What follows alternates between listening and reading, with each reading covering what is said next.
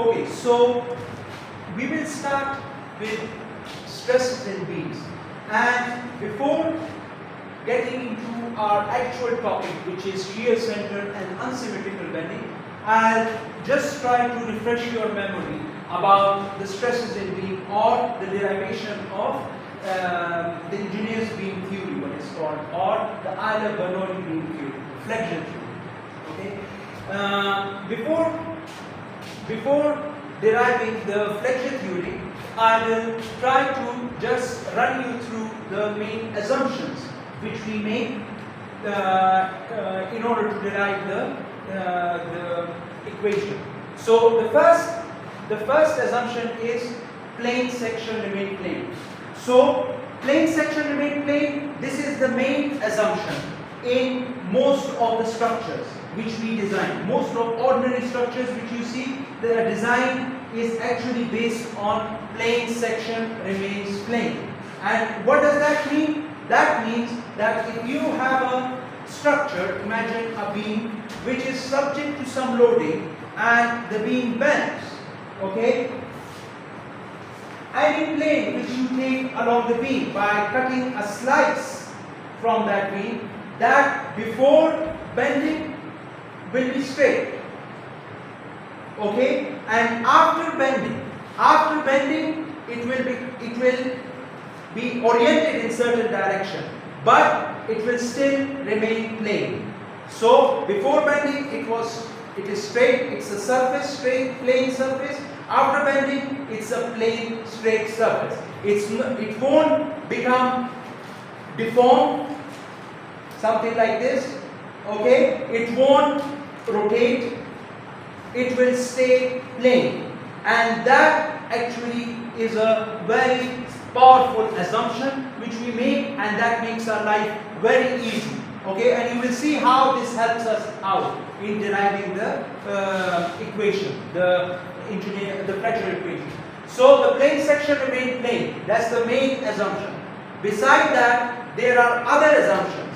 These other assumptions you can overcome, okay, by applying certain certain principles of mechanics. You can overcome all of them, okay? So you can use the same engineer's beam theory but with certain modification, okay, if these ones if you have any of these scenarios not satisfied, okay? But if the first assumption is not satisfied, then that means you can't apply your engineer's beam theory. Okay, so straight away you have to go for some another theory. Okay, so it is important that you must satisfy the first assumption. The other assumptions, they are secondary assumptions and they can always be overcome. And in other words, you can apply certain factors on top of your flexure equation, and you can incorporate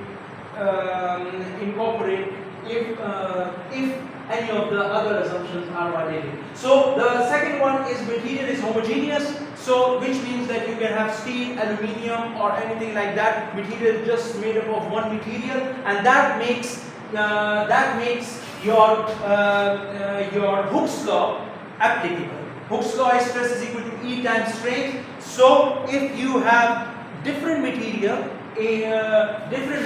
then stress is equal to E times strain is not applicable.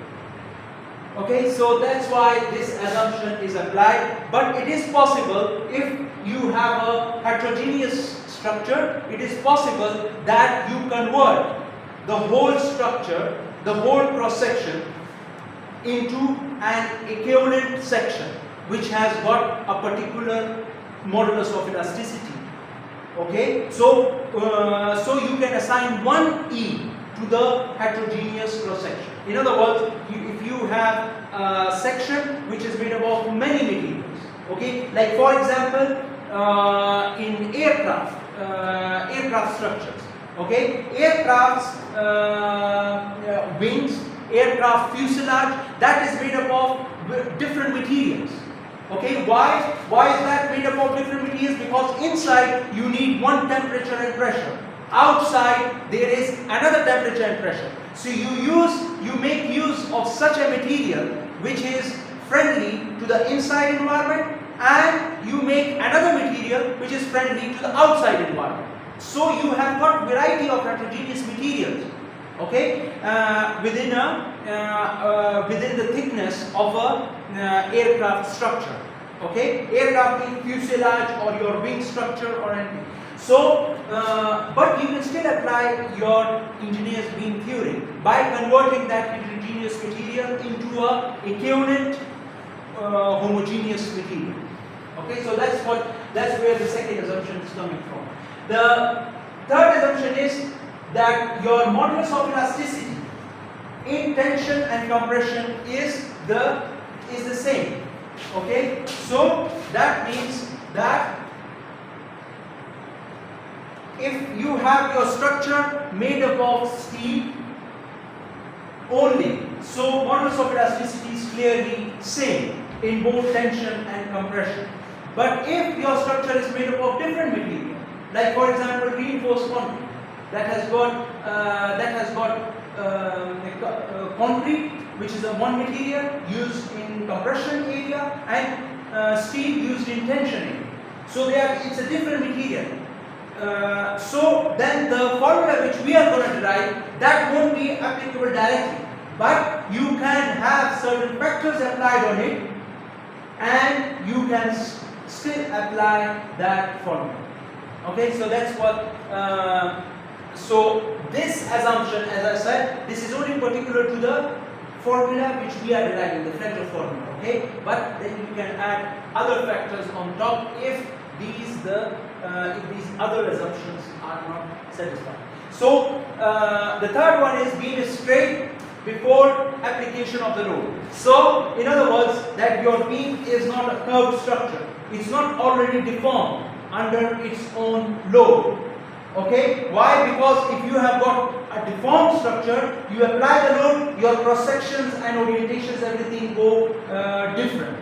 Okay, so this simple engineer's theory is not applicable then to structures which are straight, which are not straight beforehand. You have to apply another factor on it in order to adjust your Fletcher formula. Okay, and finally we have that load is applied on the principal axis. Now what do we mean by the principal axis? Principal axis is that axis where the stress in a structure is zero. So you know, if a beam is subjected to, like if we have a simply supported beam subject to some loading, you will have tension, you will have compression at the top and tension at the bottom. Yeah. So in other words, at the top fiber you will have compression stresses and at the bottom you have tension stresses. So your stress profile changes from one direction to another, from compression to tension as you come down the cross section. Yeah, so we can say that there is a certain point where your stress becomes zero, and that point where your stress becomes zero, that is actually principal axis. Okay, so the principal axis in case of a simple rectangle structure, rectangle cross section, is at distance h by 2. Yeah, and similarly the vertical axis is at b by 2 from the extreme edge. So that is your principal axis. If you apply the load, so this assumption tells us that your load must be applied in the direction of this principal axis. If you don't apply the load in the direction of the principal axis, what will happen is that the load, the principal axis, they will change. Okay, and they will change in such a way that to make the structure, to make your stresses zero in certain directions. So for example, if I have got a load applied in this direction, okay, so I might have another principal axis appearing like this, okay, and so it will have zeros in this direction.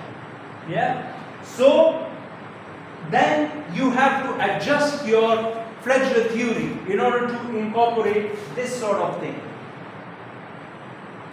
Do you understand my point? So my point is that if your load is not applied along the principal axis, there is a possibility that the axes would be changed and you can have some internal unsymmetrical bending in a structure. Okay, so in another example, we can take another example of an angle section, whose principal axes are in different direction. If we apply a simple vertical load on this, what will happen is that the whole cross section will rotate, and it will rotate in such a way that the load becomes zero at the principal axis, or it will rotate in the direction of the principal axis, or it will adjust itself in such a way that your principal axis, the stresses are along the principal axis. So in other words, you can have something like this. Okay, it's the same stress strain, but this will be along the principal axis. Okay, do you understand my point? So initially, if I apply the load in here, I will have a principal axis which goes like this. Okay, always it's like this. But if I have an angle section, the principal axis is not simply vertical like this, it is inclined. So this whole section will rotate in such a way that your that the stresses are zero at the principal axis. Okay, now and similarly your principal axis will change if your load is applied, if your load is not applied at the principal axis of the cross section.